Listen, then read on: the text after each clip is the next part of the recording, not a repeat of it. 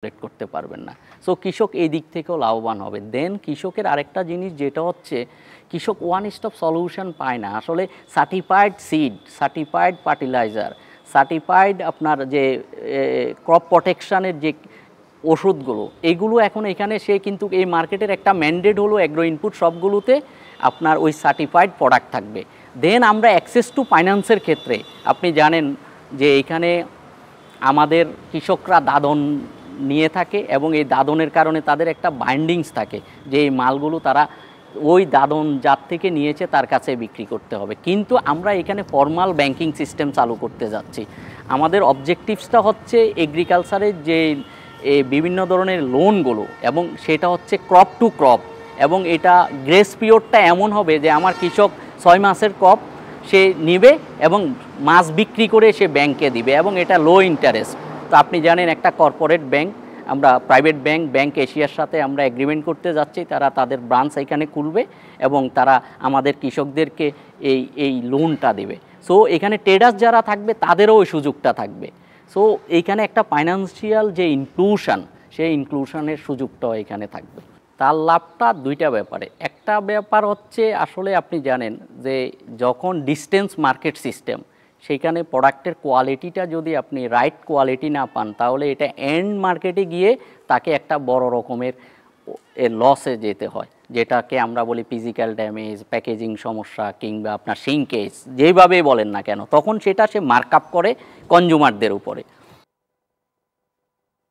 বিশেষ ম্যানেজমেন্টের প্রোডাক্টগুলো পাবে, তার প্রোডাক্টের কোয়ালিটিটা তার কনসিস্টেন্ট কোয়ালিটি। আরেকটা হচ্ছে যে সে যদি রাইট প্রোডাক্টটা পেয়ে যায় তাহলে আমি আর ওখানে ট্রান্সপোর্ট কস্টও আমি মিনিমাইজ করতে পারবো। আর একটা বড় হিডেন এজেন্ডা যেটা বিশেষ করে প্রসেসর এবং কর্পোরেট বায়ারদের জন্য, যারা আপনার আজকে বালাইমুক্ত, নিরাপদ, সেফ ফুড এগুলোকে মার্কেটিং ক্যাম্পেইন হিসাবে নিচ্ছে, যারা এটাকে মার্কেট কম্পিটিটিভনেস যে আমি মনে করতেছে তার ব্র্যান্ডিংকে ইনক্রিজ করবে, সেই ক্ষেত্রে it could be a great platform. সে কিন্তু অনেস্টলি বলতে পারতেছে যে আমার প্রোডাক্ট সার্টিফাইড, আমার প্রোডাক্ট ট্রেসেবল।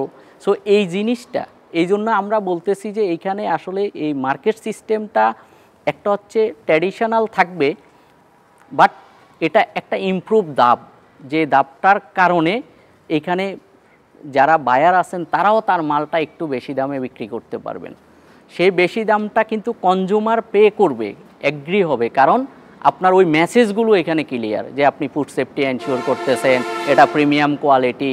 বা অন্যভাবে যেটা হচ্ছে, যেহেতু এখানে সর্টিং গ্রেডিং ফ্যাসিলিটিস আছে, আমার তো এখন এই অ্যাভারেজ প্রোডাক্ট নিয়ে আপনার ট্রান্সপোর্ট বাড়িয়ে লাভ নাই, আমি ঢাকা নিয়ে গেলাম অর্ধেক মাল ফেলে দিলাম বা ওইটা। কিন্তু এখন যেটা হচ্ছে যে সে ইফিসিয়েন্টলি এই জিনিসগুলো ম্যানেজমেন্ট করতে পারবে।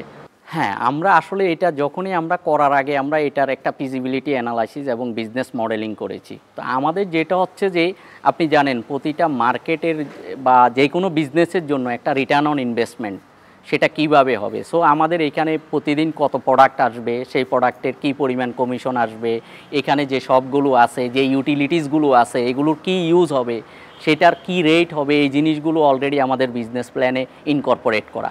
এবং এখানে যে রিসোর্স লাগবে, অর্থাৎ যারা এই মার্কেটটা অপারেশন করবেন, আপনি হয়তো জেনে থাকবেন যে আমরা এটা একটা প্রফেশনাল টিম দিয়ে এই মার্কেটটা অপারেট করব, যেন এটার প্রতিদিন যে সার্ভিসগুলো এগুলো লাইভ থাকে, এগুলো সবাই পেতে পারে।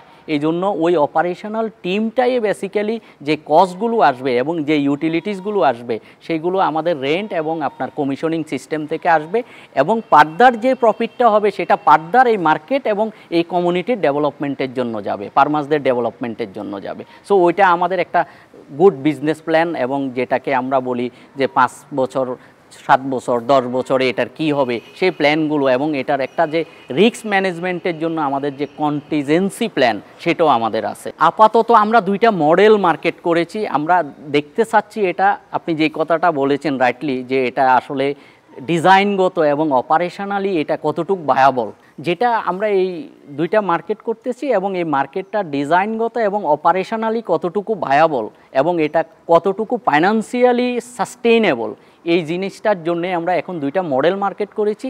এবং এই মার্কেটটা যদি সাস্টেইন করে এবং এই মার্কেটটা যদি অপারেশনালি ভায়াবল হয়, দেন আমরা পাবলিক প্রাইভেট পার্টনারশিপের মাধ্যমে আমাদের ইচ্ছা আছে এই মডেলটাকে রেপ্লিকেট করে স্কেল আপ করে আমাদের গ্রামীণ কিংবা উপজেলা লেভেলে বাজার ব্যবস্থাপনাকে কিভাবে আরও বড় আকারে এক্সপান্ড করা যায়, সেই জিনিসটা আমাদের ভবিষ্যৎ পরিকল্পনার মধ্যে আছে। এটা এখন এই মডেল মার্কেট দুইটার জন্য আসলে আমাদের নেদারল্যান্ড ফরেন মিনিস্ট্রি বাংলাদেশে ডাচ এম্বাসির মাধ্যমে সফল প্রোগ্রামের মাধ্যমে সলিডারিদেরকে এটা ইমপ্লিমেন্ট করার জন্য দায়িত্ব দিয়েছে।